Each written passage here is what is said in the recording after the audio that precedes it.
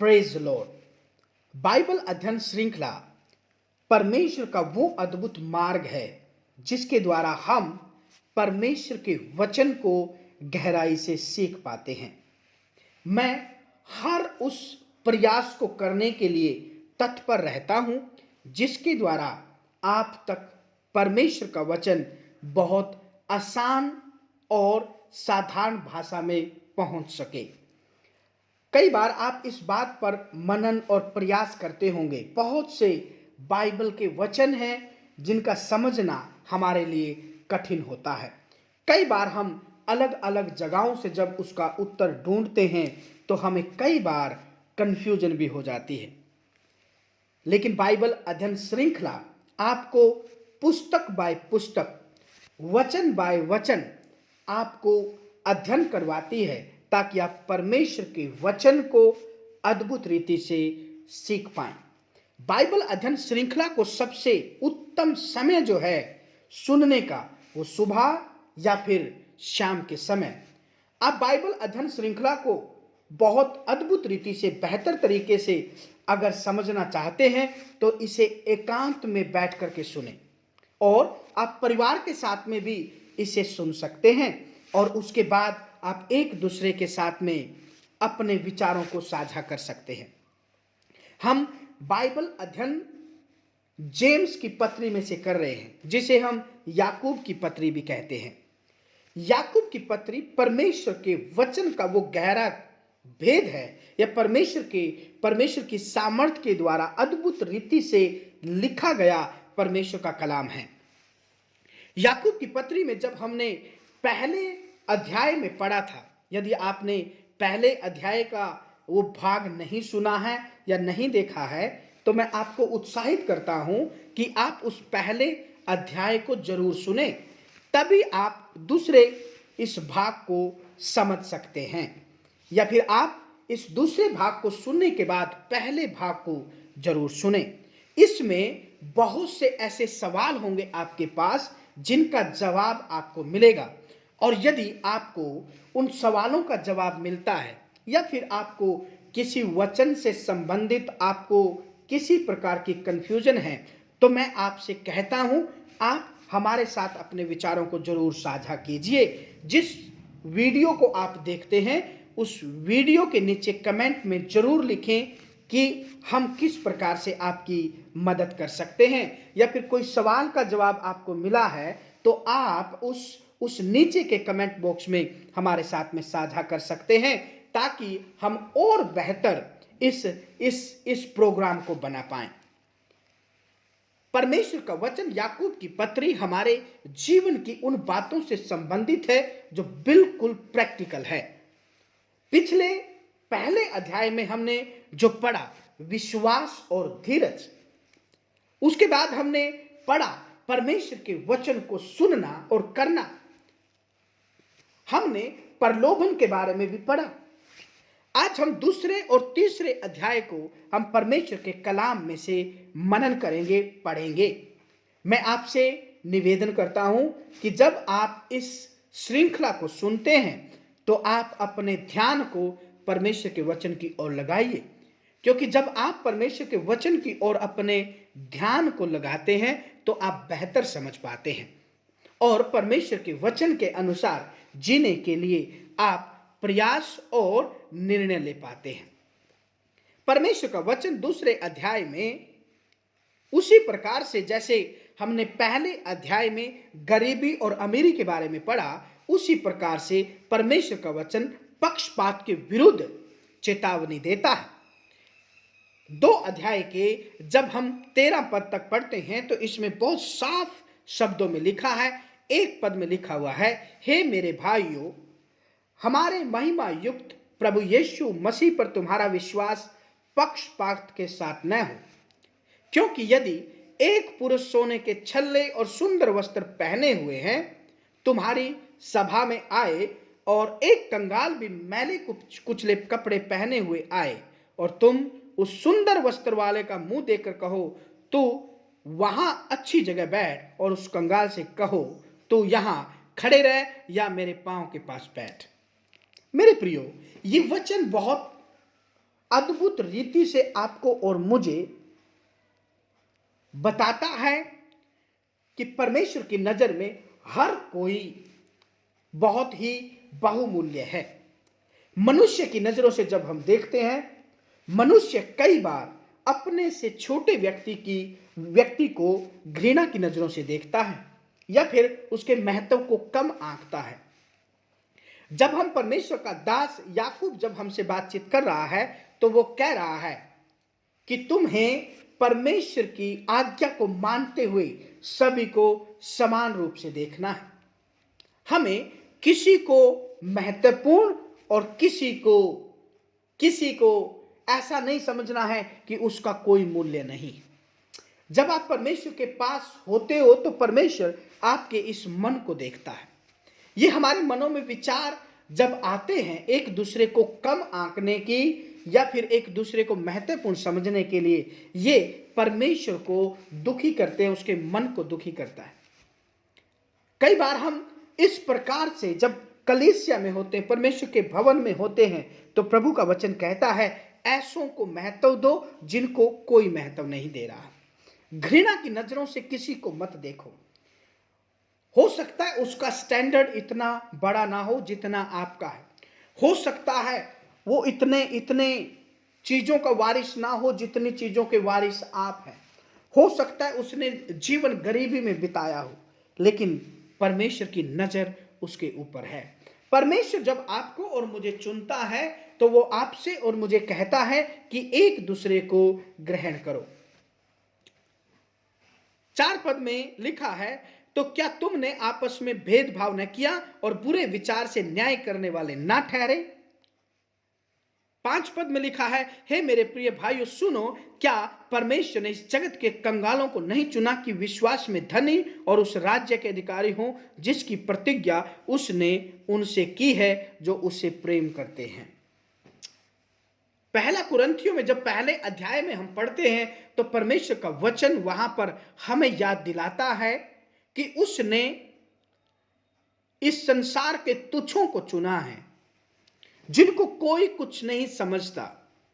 प्रभु यीशु मसीह ने मत्ती रचित सुसमाचार में कहा है अपने चेलों से कि ये भेद जो स्वर्ग के राज्य का भेद है वो हम पर प्रकट किया है। मतलब हम कमजोरों पर, निर्बलों पर, जिनको कोई महत्व नहीं देता था, प्रभु ने आपको चुना है इसलिए कि आप परमेश्वर के वचन के द्वारा, उसके कलाम के द्वारा एक दूसरे को महत्वपूर्ण समझे, एक दूसरे का आदर करें, धनी और निर्धनता में भेद ना करें।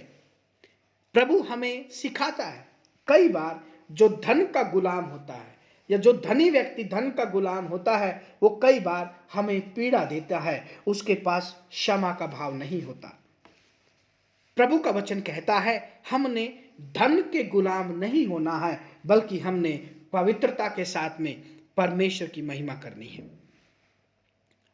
उसके बाद जब हम पढ़ते हैं परमेश्वर की इच्छा के अनुसार परमेश्वर का वचन, जब हम पढ़ते हैं 7 अध्याय थे तो 6 से पढ़ते हैं, इसमें लिखा है, पर तुमने उस पर अत्याचार नहीं, क्या तुम उस पर अत्याचार नहीं करते, और क्या वे ही नहीं जो हमें कचहरी में घसीट ले जाते हैं।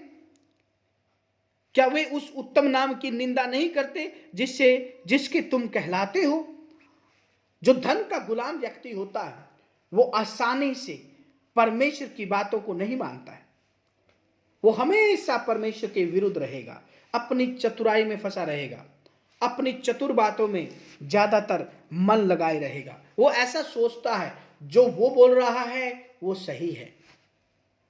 धन का गुलाम व्यक्ति आसानी से परमेश्वर की उपस्थिति में जीवन नहीं बिताता।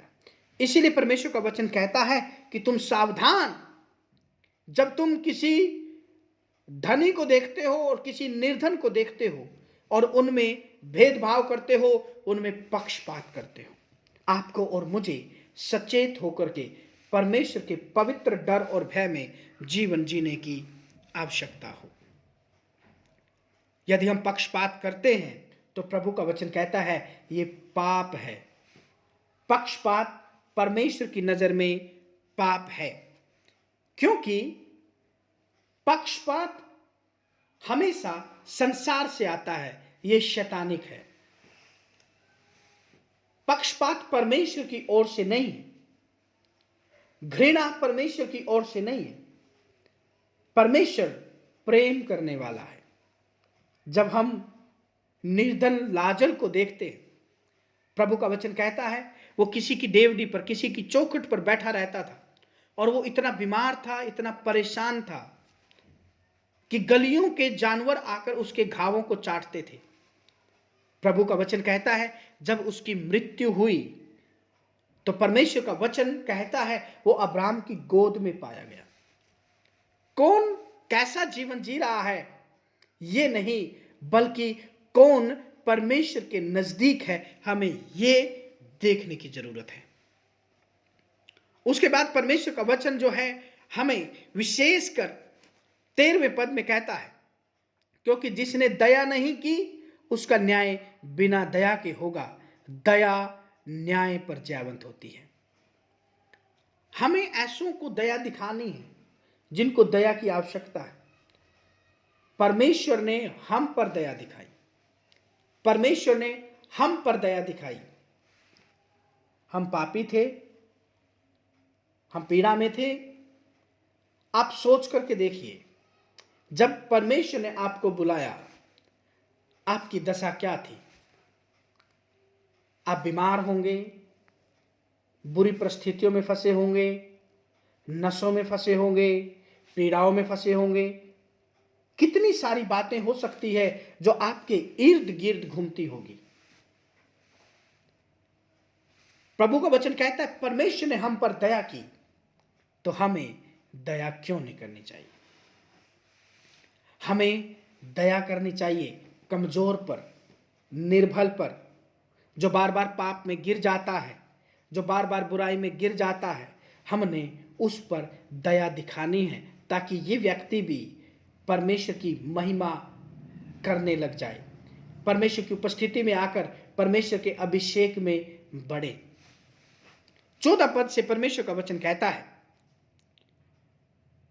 विश्वास और कर्म जो है ये बहुत अद्भुत रीति से एक दूसरे से जुड़े हुए हैं।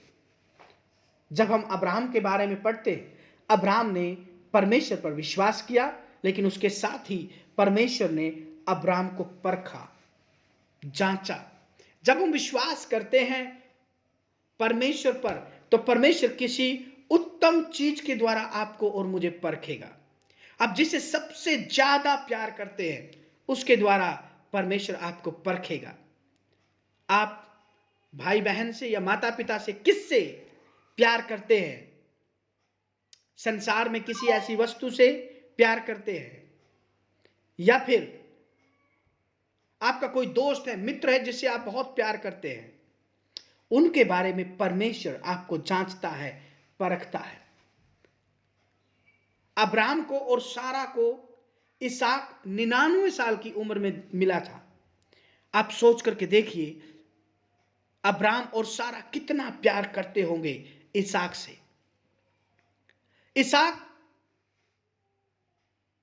अब्राहम के लिए सब कुछ था, क्योंकि सारी चीजों का वारिस होने के लिए परमेश्वर ने बुढ़ापे में अब्राहम और सारा को इसहाक की आशीष दी थी। आप और मैं जब इस पे विचार करते हैं तो ये बहुत अद्भुत रीति से शायद आपकी और मेरी समझ से कहीं परे हो, लेकिन परमेश्वर का वचन कहता है, परमेश्वर ने अब्राहम से कहा इसहाक को मेरे लिए बलिदान कर दे। परमेश्वर का वचन कहता है अब्राहम ने एक भी बार इनकार नहीं किया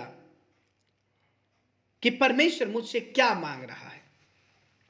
हम यहां पर जब पढ़ते हैं 14 पद से, तो इसमें लिखा हुआ है, हे मेरे भाइयों, यदि कोई कहे कि मुझे विश्वास है पर वह कर्म न करता हो तो इससे क्या लाभ?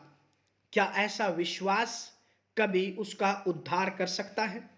यदि कोई भाई या बहन नंगे उघाड़े हो और उन्हें प्रतिदिन भोजन की घटी हो और तुम में से कोई उनसे कहे कुशल से जाओ, तुम गर्म रहो और तृप्त रहो, पर जो वस्तुएं देह के लिए आवश्यक है वह उन्हें न दे तो क्या लाभ। वैसे ही विश्वास भी यदि कर्म सहित न हो तो अपने स्वभाव में मरा हुआ है। जब हम दिसंबर के मंथ में आते हैं, हम देखते हैं कि हम कलीसिया के रूप में बहुत सारे लोगों को गर्म कपड़े बांटते हैं या जूते पहनाते हैं। उसका क्या कारण है? उसका कारण यह है कि हम अपने विश्वास को प्रदर्शित करते हैं।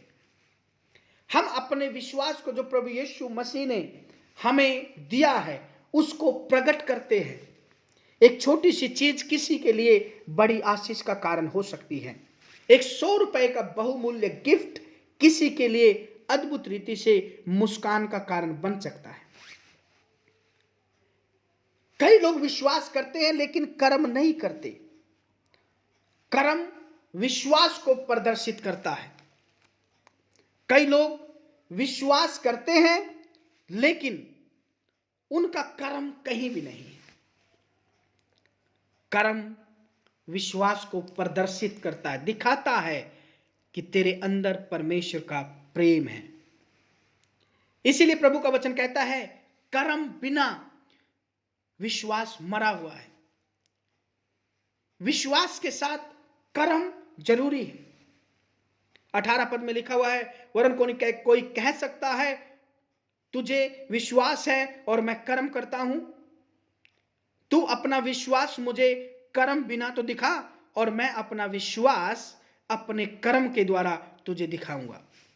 कर्म जरूरी है।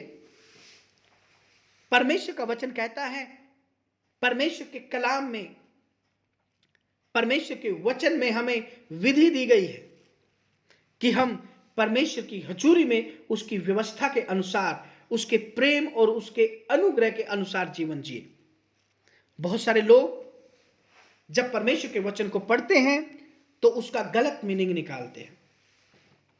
यहां पर परमेश्वर का वचन कहता है हमें दया करनी चाहिए, हमें कर्म करना चाहिए विश्वास के साथ में।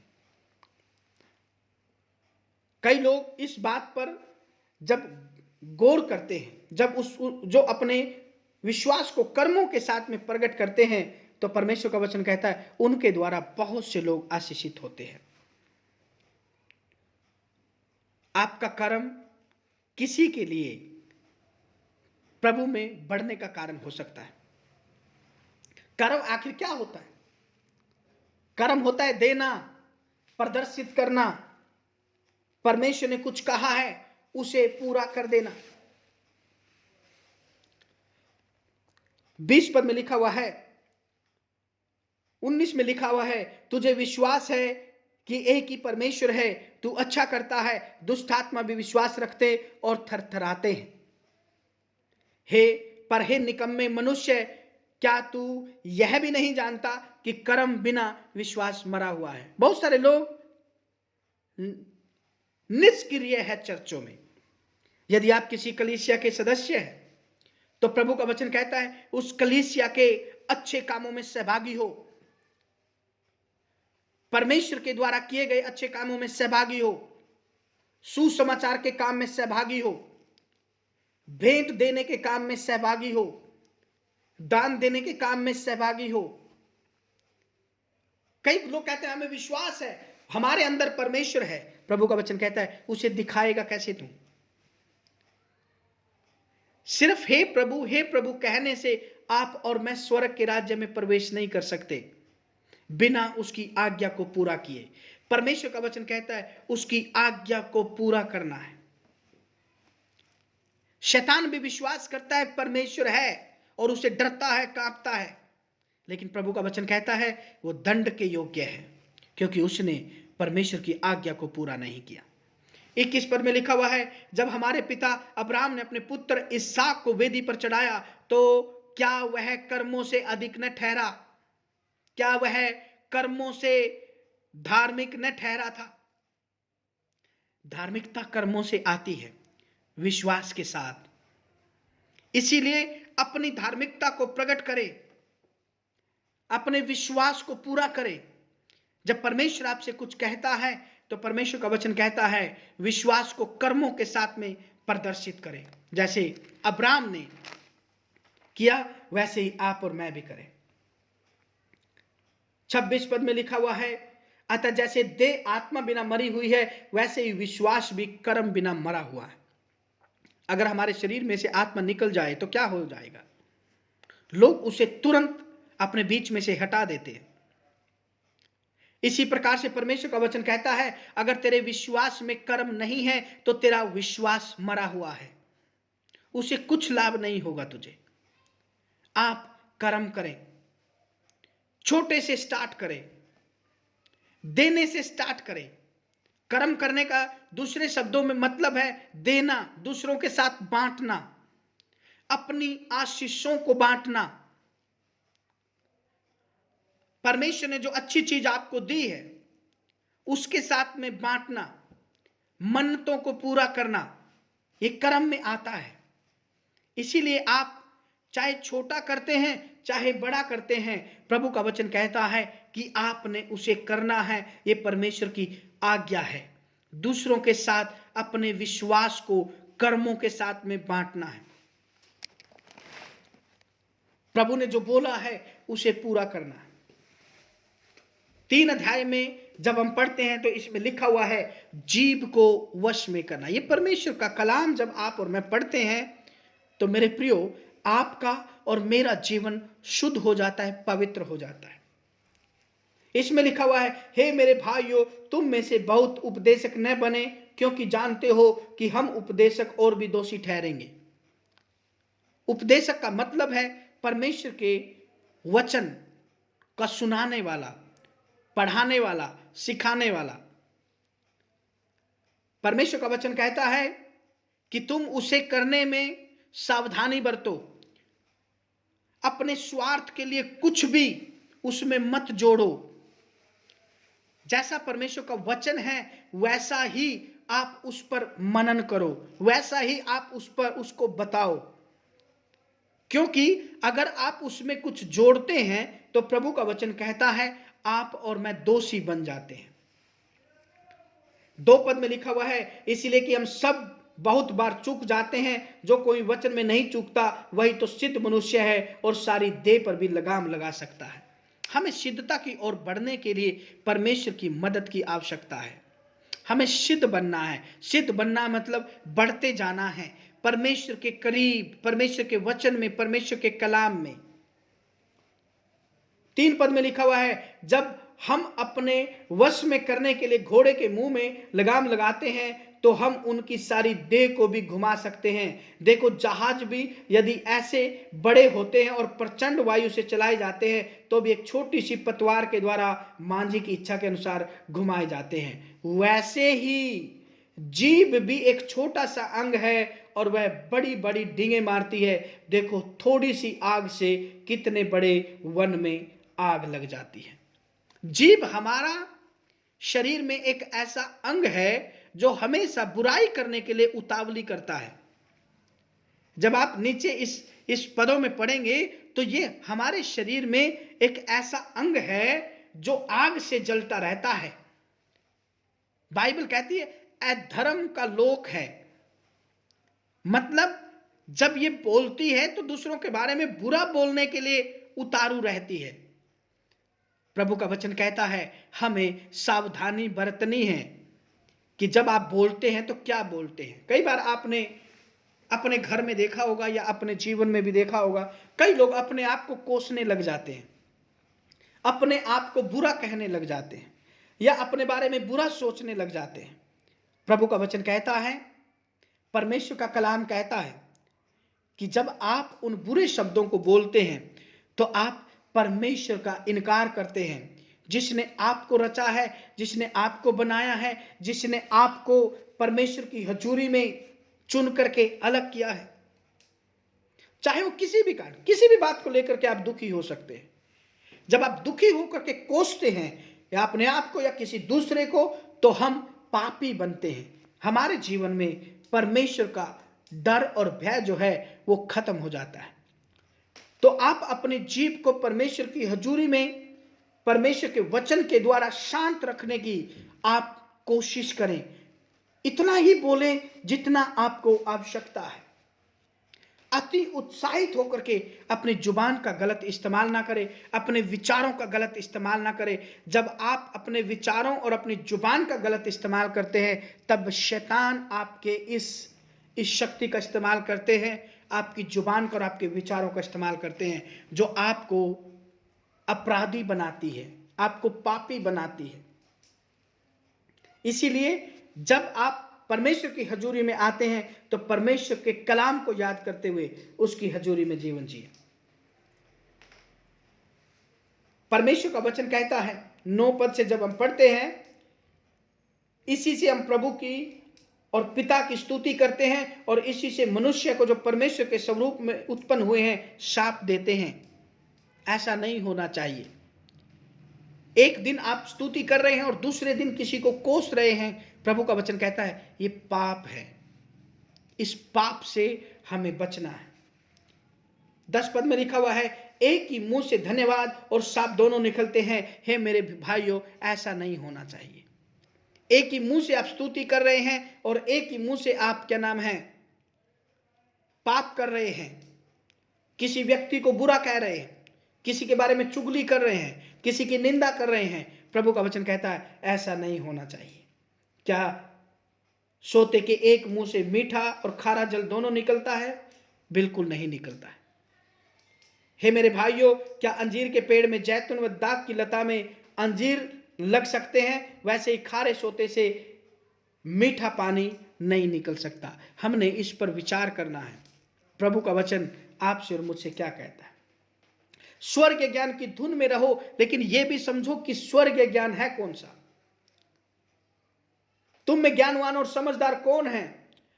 जो ऐसा हो वह अपने कामों को अच्छे चाल चलन से उस नम्रता सहित प्रकट करे जो ज्ञान से उत्पन्न होती है। कई लोग ज्ञानी होते हैं लेकिन वो घमंड भी करते हैं, चिड़चिड़े होते हैं, दूसरों को गालियां देते हैं, दूसरों को बुरा कहते हैं। बाइबल कहती है, पर यदि तुम अपने अपने मन में कड़वी डाह और विरोध रखते हो तो सत्य के विरोध में घमंड न करना और न तो झूठ बोलना। यह ज्ञान वह नहीं जो ऊपर से उतरता है, वरन संसारिक और शारीरिक और शैतानी है। क्योंकि जहां डाह और विरोध होता है वहां बखेड़ा और हर प्रकार का दुष्कर्म भी होता है। जब हम अपने आप को ज्ञानी समझते, समझदार समझते हैं और प्रभु का वचन कह रहा है तुम उसके बाद भी डाह करते हो, लड़ाइयां करते हो, झगड़ा करते हो, तो प्रभु का वचन कहता है यह ज्ञान शैतानी है। 17 पद में लिखा हुआ है, पर जो ज्ञान ऊपर से आता है वह पहले तो पवित्र होता है, फिर मिलनसार और कोमल और मृद भाव और दया और अच्छे फलों से लदा हुआ और पक्षपात और कपट रहित होता है। जो परमेश्वर की ओर से ज्ञान आता है वो नम्रता के साथ, इज्जत के साथ, दूसरों का आदर करते हुए मेल मिलाप कराने वाला होता है। 18 पद में लिखा हुआ है, मिलाप कराने वाले धार्मिकता का फल मेल मिलाप के साथ बोते हैं। जब आप परमेश्वर के वचन के ज्ञान के अधीन रहते हैं तो परमेश्वर आपको नम्र बनाता है। परमेश्वर आपको दूसरों का आदर सत्कार करने वाला बनाता है। परमेश्वर के प्रेम में आपको उठा ले जाता है। आप दूसरों के लिए उदाहरण बनते हैं, एग्जाम्पल बनते हैं। मेरे प्रियो, परमेश्वर आपको इस वचन के द्वारा आशीषित करे और प्रार्थना में समय बिताएं। प्रार्थना करें, परमेश्वर आपको अपनी महिमा के द्वारा उसके पवित्र डर और भय में अपनी महिमा के लिए इस्तेमाल करे। प्रभु आपको ब्लेस करे। आज का दिन, आज की सुबह आपके लिए, परमेश्वर के लिए अद्भुत आशीषों से भरी हो और परमेश्वर के नाम की महिमा आपके जीवन में बढ़ती चली जाए। परमेश्वर आपको आशीषित करे।